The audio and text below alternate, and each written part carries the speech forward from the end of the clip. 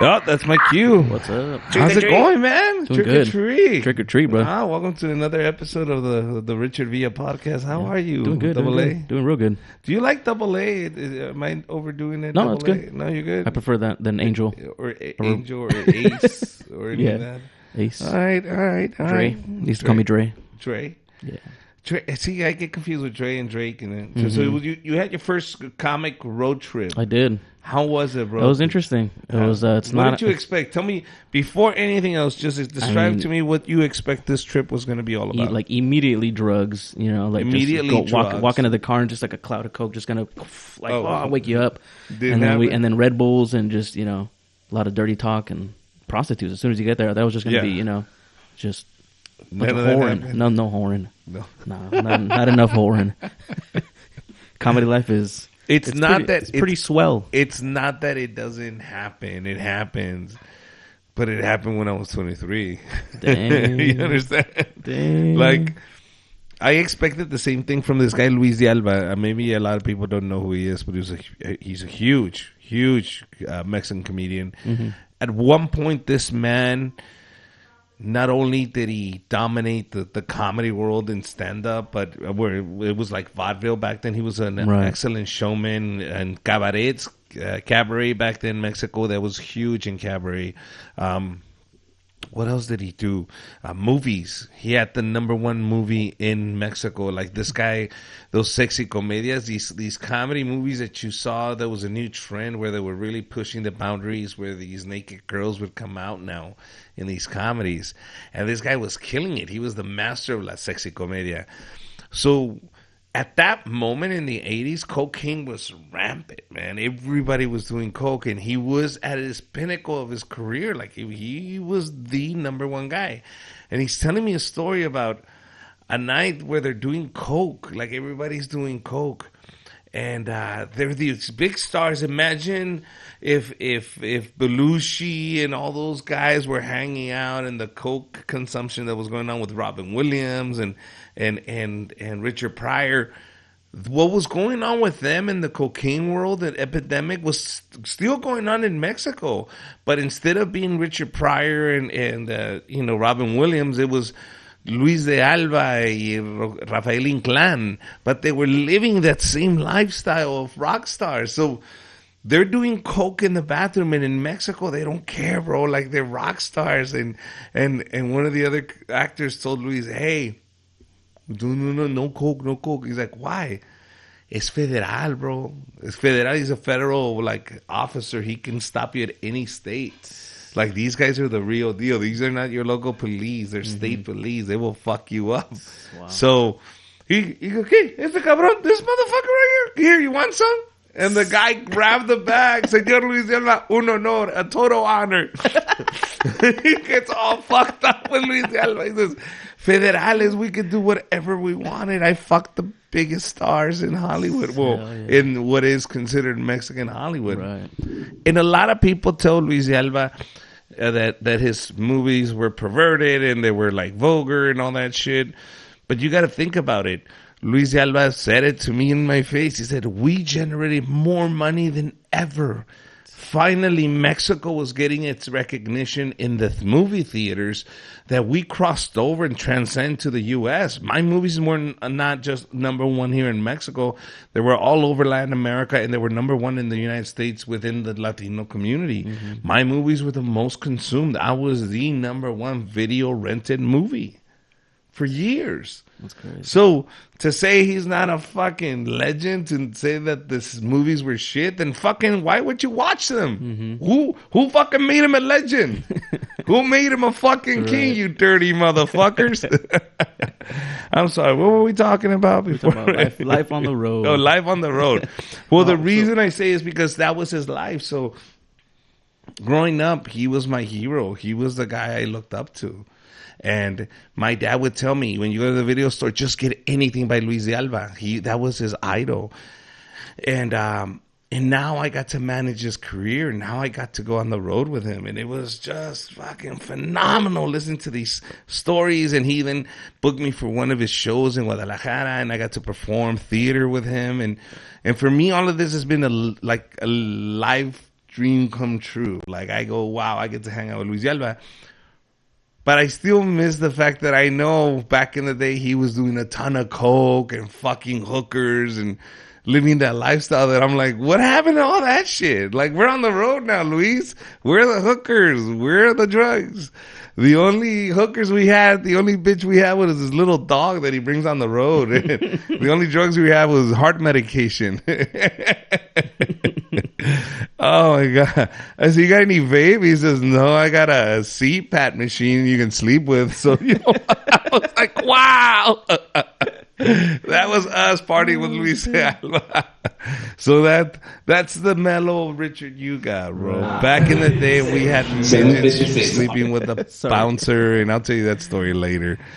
Now it's weird because the guy that I'm talking about is semi-famous.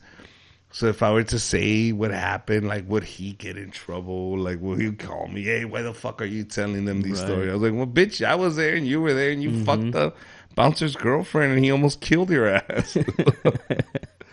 That's crazy. So where did we go? I'm talking about Brad Williams, by the way. Oh, shit.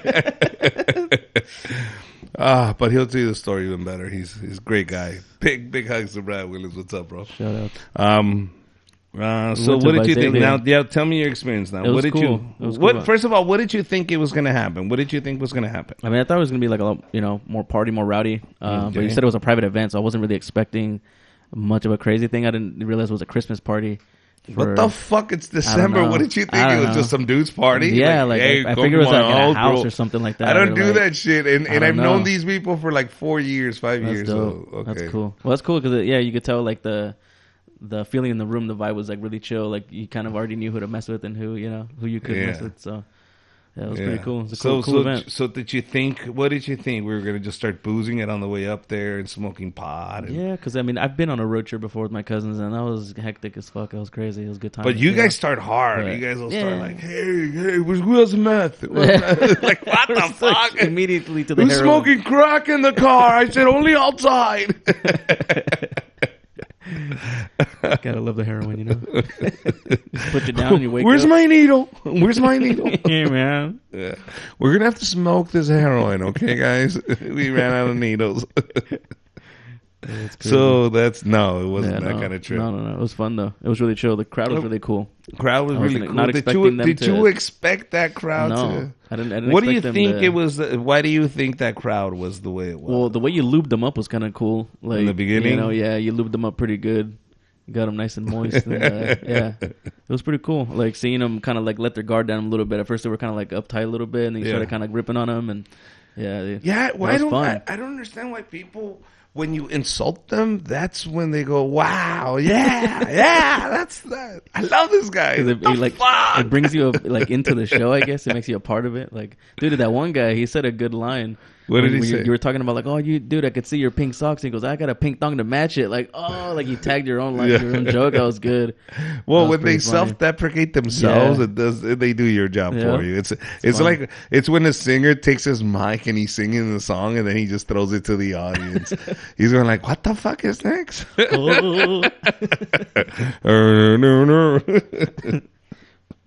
Oh, shit. So, it was a good show, man. Rivest didn't think he was going to do well. No, he did good. He showed up. Really, really cool. Those are hell fucking gigs, man. The private ones. The private ones are hell gigs. Right. Guy fucking tipped us out really good. Tipping out, guys, at the end, some guys that'll book you for these private events. The deal was negotiated. You get your pay. But then... he'll tip you out, meaning sometimes they'll go, here's a little extra. Right. Put some gas on it. A little sugar on top. Yeah, boom. And you're like, I like it. Got it. That's cool. So he took care of us, too. So that's tight. But it was a good show. It was all right show. Last time you were talking about little tips, I thought it was kind of cool because I know a lot of comedians would appreciate, little tips of starting off on the road and stuff like that, and little things like that, even just like what to expect for events like that, Listen, if pretty cool. If the guy's name is Cosmo, DJ Cosmo, and he wants to book you for a gig in Porterville, this is the best tip I can give you. And he says there's a limo that's gonna pick you up at your Motel 6 to take you to the gig. Fuck him. that anytime you see shady shit like that, I was like, fuck the limo, get us a fucking Hilton. Why the fuck do you have at a Motel 6? You open up the fucking ironing board at the Motel 6 and a crack pipe falls out? God, every time. I went to the front office thinking I'm gonna get a discount. The guy said, "Ooh, you found it." I was like, God damn. I was like, am I gonna get a new room? No. But it had a crack pipe. Does it have a crack pipe now? No. Then it doesn't have a crack pipe. Like, problem solved. So, so if he tries to book you, tell him to go fuck himself. Richard Villa said so. Because he still owes us for that gig. If you know you're not going to get paid for that gig and they have an open tap for you, fuck them. Drink as much as you can that night. And buy drinks to other people. Make friends. See how you can parlay this fuck you night into something good. Like if you're the guy buying the drinks and then some other guy goes, man, I really like you. I'm going to hire you. Yep. Fuck that. You just parlayed that into a paid gig and you didn't have to pay for it. So that's good. Good tips. But that's what happens. I still remember Too Short showed up. Mm-hmm. This is the gig. So this is the gig. What? Nothing. This is. I keep pushing 3 to go back to our, to our cameras, me and you, and it plays your video. It plays the. It plays the video we got lined up. Okay. Oh, lined up. I don't want to give it away. Don't give it away, fucker. It's the end. The life of a comic. God damn. So, where was I? You're talking about. I don't even know. You know, I interrupted myself with this shit. Fucking with the cameras. All right, fuck. They're gonna put it in the comments. Hey, assholes! What happened to the fucking story? You know, you just rewind it. No, but the story about Too Short. That's what I was telling you about. So me is Manny Maldonado, another comedian. He tells me, "Hey, Rich, you want to go up to Porterville?" And I hate Porterville, bro, because Porterville, guys. Not that I hate the people in Porterville. Porterville, the people there are really cool. But your town sucks. Let me tell you why. You're fucking giving DUIs to everybody. I was walking. Stop. God damn, that's where I got my DUI. Porterville. That's where I got ripped off the first time on the road. Porterville. And it was the same spot. The brick house. You know who I'm talking about. People from Porterville going like, yeah, they fucking busted us too. Bro, it sucks. It sucks. So when they tell me, do you want to go to Porterville? I have to include the fines and the fucking bail money into the fucking gig. All right? Like, I don't mind going, but at least you have to cover the bail money. Or I'll do a show for the police department just so you don't fucking arrest me anymore. But I'm not going back to Porterville. I'm sorry. I can't afford it. You guys are just assholes. Not you guys, but your police system there. God damn. So, okay, back to this. So we're at the brick house, and we're supposed to open up the show for Too Short, and it's raining like hell, and it's empty. There's nobody at the fucking club, and the promoter Gonzo or Cosmo. That's his name, Cosmo. Is moving around like, oh, this motherfucker's about to jump. You know what I mean? He sees the room that's empty. He must have put all his nuggets in this one. Right.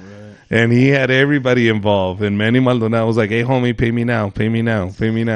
He's like, hold on. Too Short showed up. Too Short sure enough said. Too Short said, give me my money. But Too Short showed up with an entourage of black guys. Damn. We didn't have an entourage of black guys. I had Manny Maldonado, who's shorter than me and half my size. And I'm a big pussy. I'm not going to fight. So I'm telling Manny, fuck it. Let's drink. So we got hammered.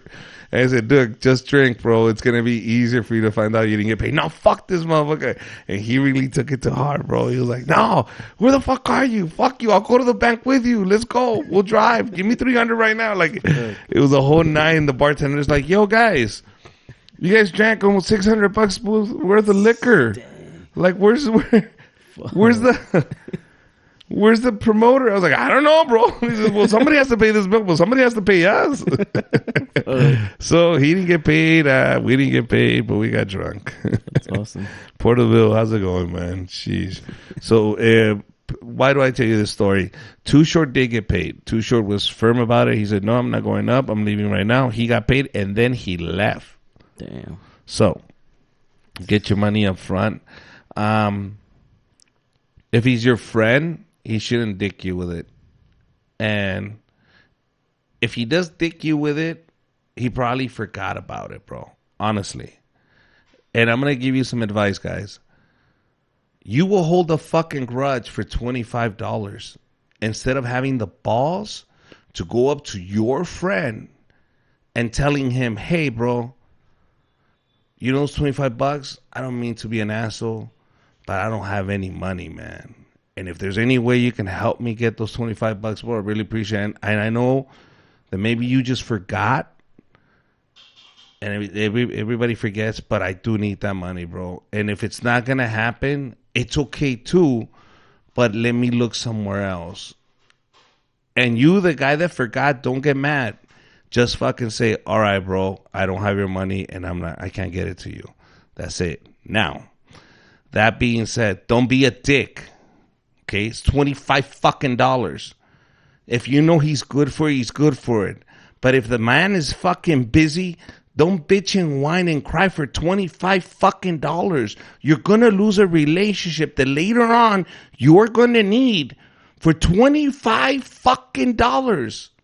Cut it as a fucking loss, bro. Don't hold on grudges for not even 100, you dumbasses. Keep that relationship because you don't know when you're going to need that. You want to use that or get paid back? Then say, hey, bro, I need you to do a show for me. And you tell the booker, it's me and him, but you got to pay me. And tell him, hey, those are the $100 you owe me. Is that cool?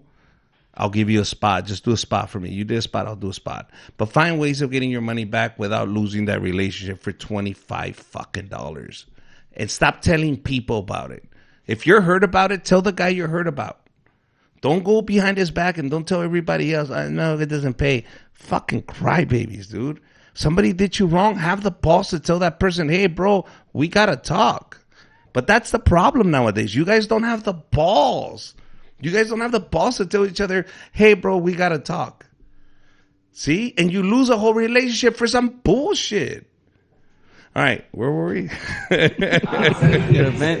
But it's true. That's good fucking solid advice. If you're mad at somebody because he didn't pay you fucking $25 or anything, fuck the $25. For real. Trust me, bro. This is pennies. Pennies compared to where that other person might be tomorrow giving you $1,000 a week. And you maintain that relationship. And I don't do it because what you can get out of it. I'm thinking about why are you going to live your life pissed off for 25 fucking bucks? And now a guy that you thought was pretty cool now is out the window just for 25 fucking bucks.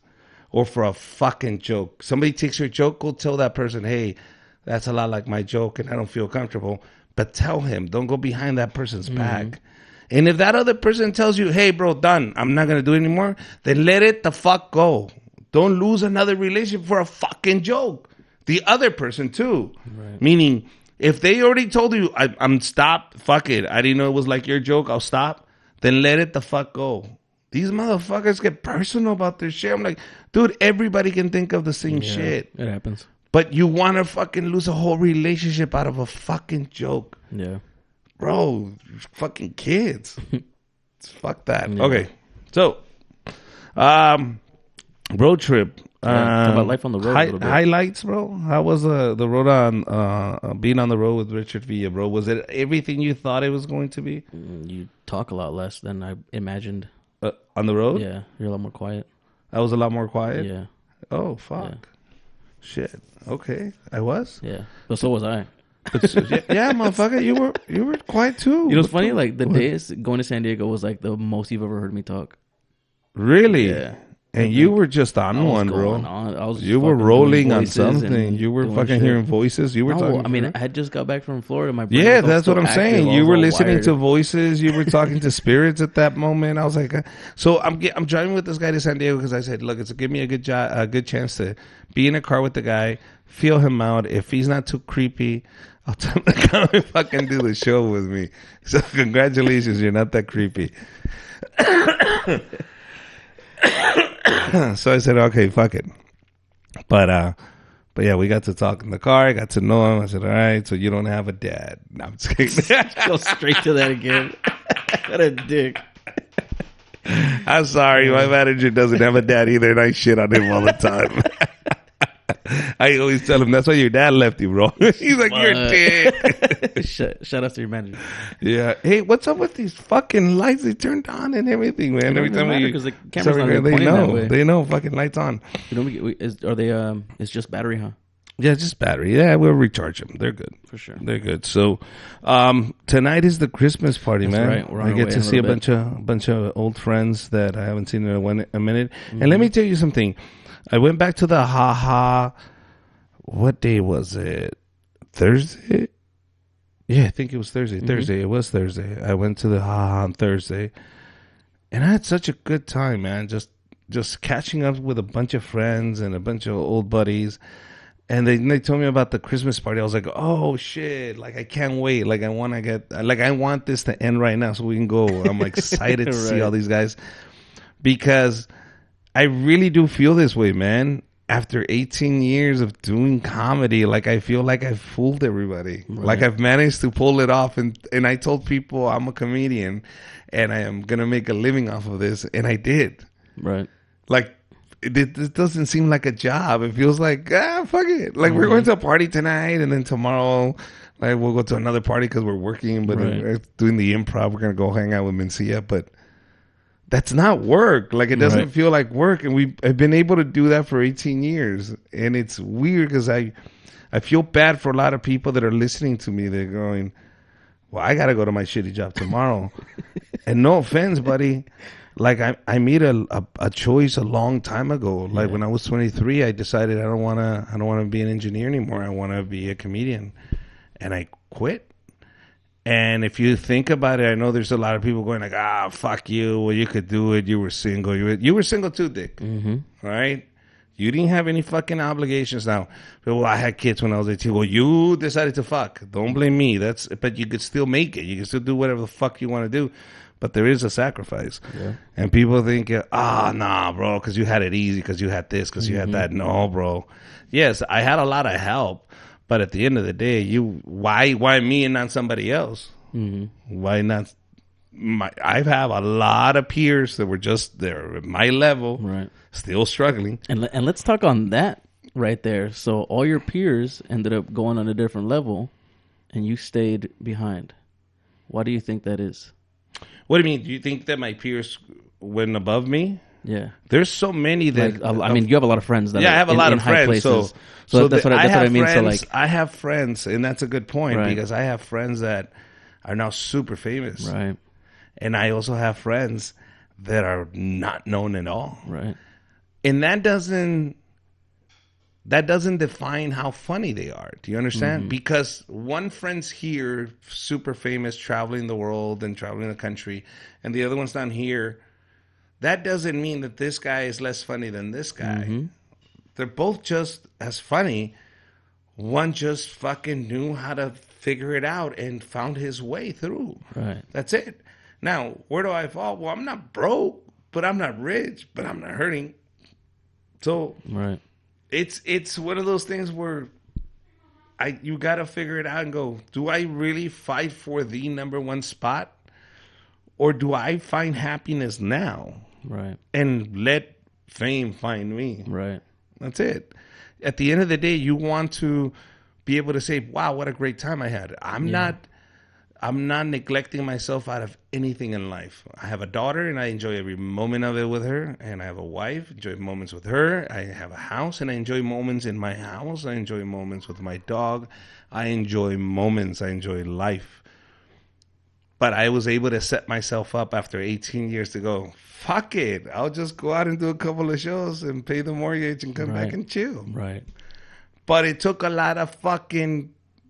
eating baby dicks on the road. Right. You understand? Right. The success, and it's funny because I think I told you, success is like when you see a pregnant woman and everybody congratulates her. That's success. You see a pregnant woman, everybody congratulates a pregnant woman.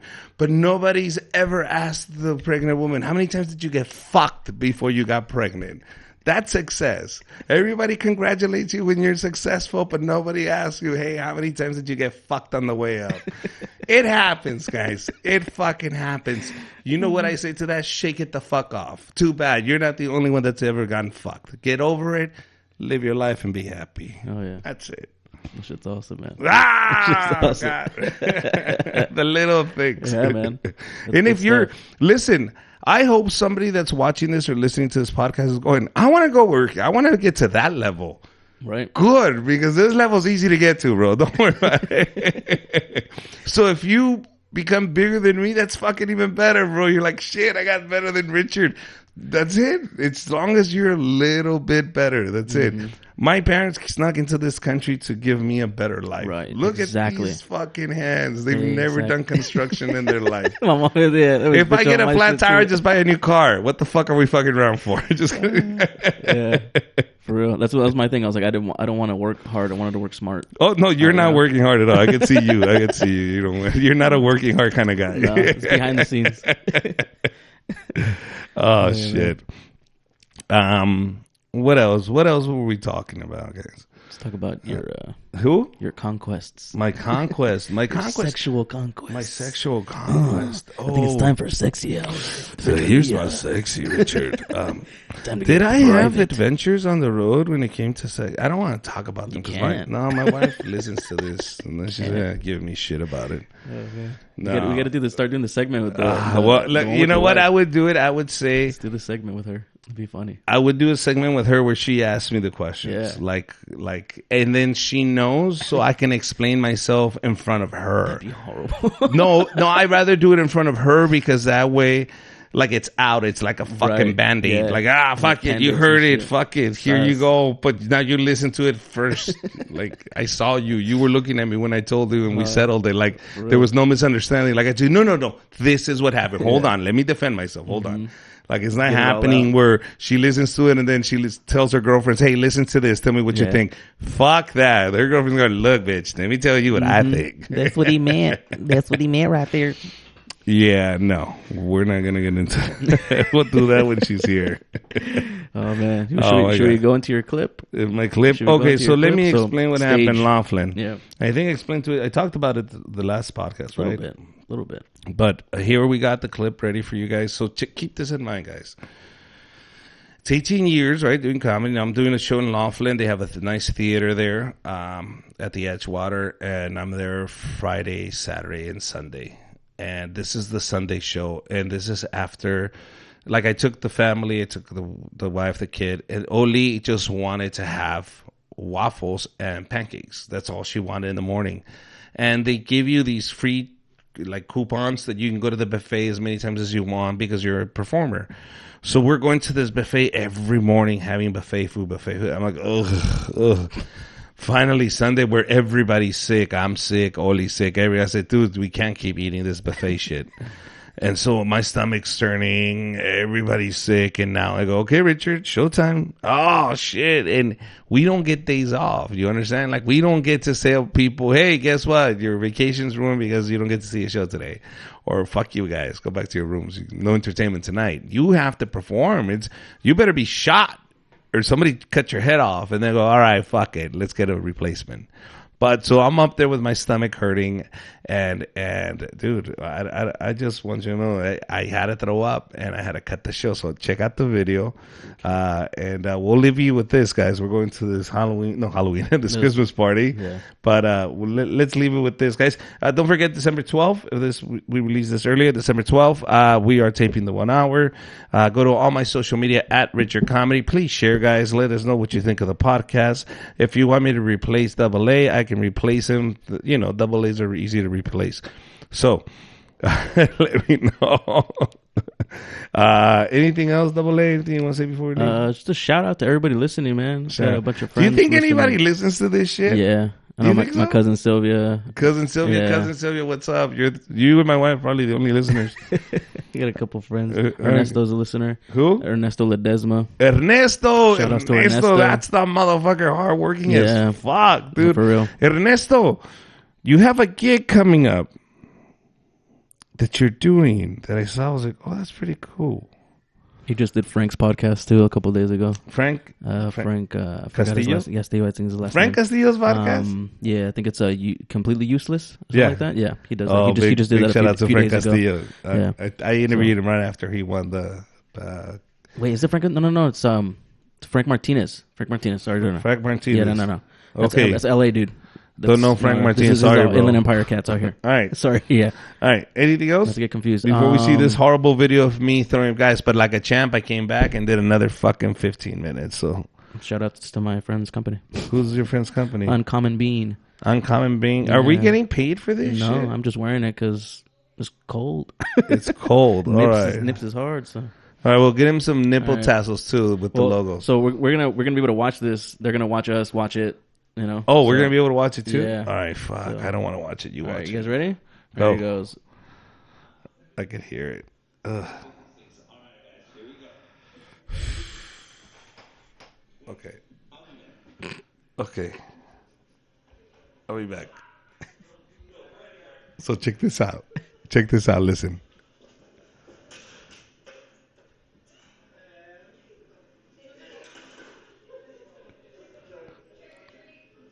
Somebody said trick or treat and remembered my joke.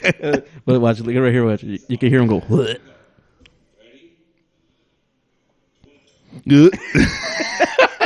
I was so sick. One more time.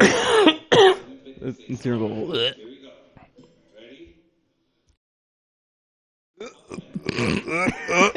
Oh my god, dude.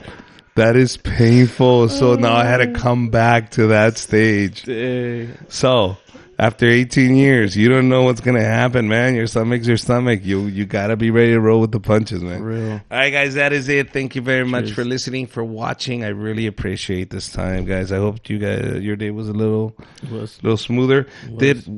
How much time did we do? We did 30 more minutes. 30 minutes? Mm-hmm. Okay. 30. 30. Okay, sorry about the short podcast. We're going to this party, but I promise you we'll get you some footage of the party so you guys can enjoy that too. Stay tuned. Thank you very much, guys. Yep.